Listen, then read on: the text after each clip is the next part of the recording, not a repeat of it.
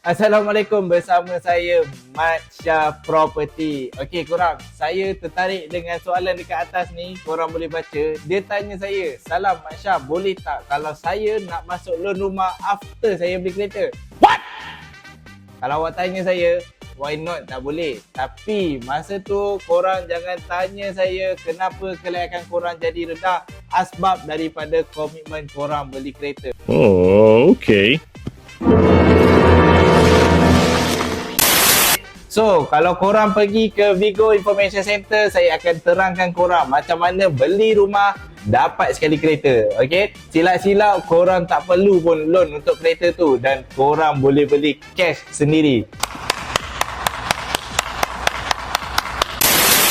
So, kalau korang nak tahu macam mana caranya beli rumah dapat sekali kereta, DM Mat Syah sekarang, klik link di bio, pilih Mat Syah laju-laju. Okay? So, see you the next video.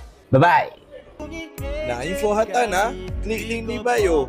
Boleh pilih Mat Syah. Vigo, pakar hartanah anda.